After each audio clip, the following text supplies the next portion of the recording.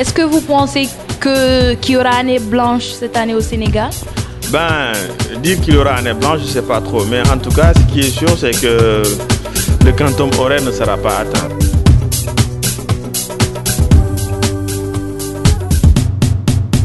Il me semble que cette année est mal engagée.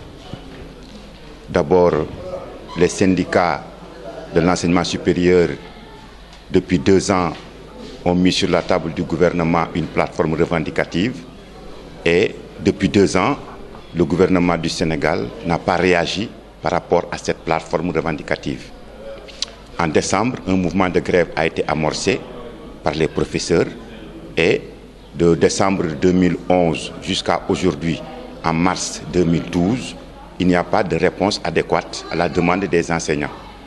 D'abord parce que le ministre, pour eux, n'est pas un interlocuteur, puisque déjà le président de la République avait donné des ordres pour exécuter, pour accepter pour le plan d'action, mais le ministre n'a pas pu donner des réponses aux enseignants.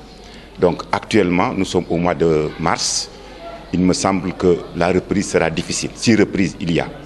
Cependant, dans les couloirs de l'université, certains pensent que, puisque nous sommes dans un système de LMD, il serait possible de sauver l'année scolaire.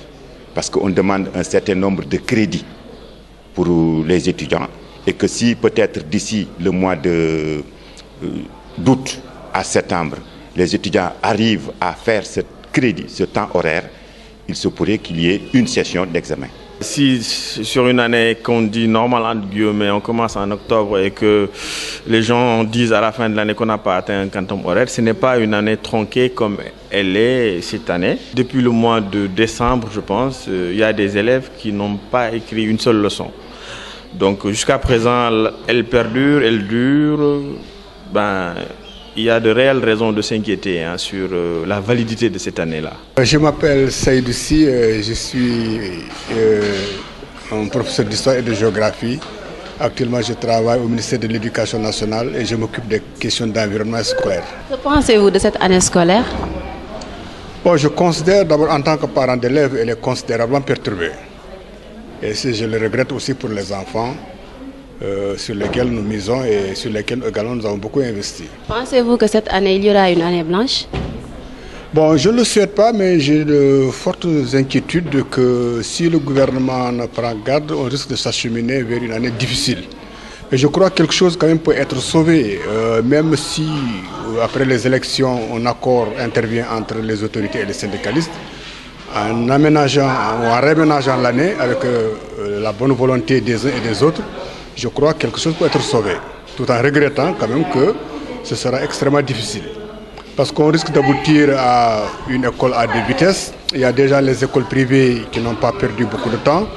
C'est le secteur public qui en a perdu. Mais dans tous les cas, je crois que nous avons tous intérêt à la sauver avec les sacrifices consentis par les uns et les autres. Moi, c'est El Hadji Seck.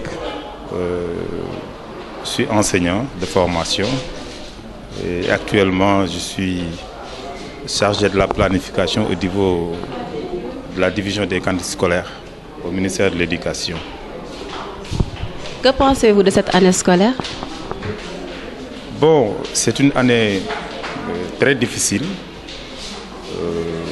Je crois que tout le monde est conscient des difficultés auxquelles traverse le système.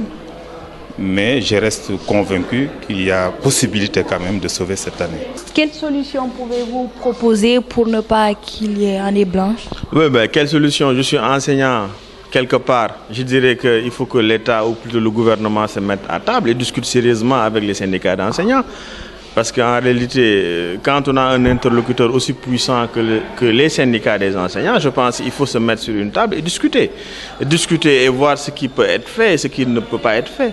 Mais je pense a priori que le gouvernement peut satisfaire toutes les revendications des enseignants qui tournent autour des indemnités de logement et qui tournent autour de la validation des années de contractualisation. Je pense en réalité c'est une question de demande sociale qui interpelle un peu le gouvernement. Moi, j'aurais d'abord souhaité que les syndicalistes d'abord arrêtent leur grève Parce qu'en période de campagne électorale, personne n'a une écoute par rapport à leurs revendications. Qu'ils reprennent les cours. Après les élections, le gouvernement qui sera là va reprendre les négociations en étant réaliste. Ils vont prendre ce qu'il y a à prendre, prendre date pour l'avenir pour ce qui reste à faire, mais dans tous les cas avoir à l'œil et dans l'esprit la carrière et l'avenir des enfants qu'il faut sauver.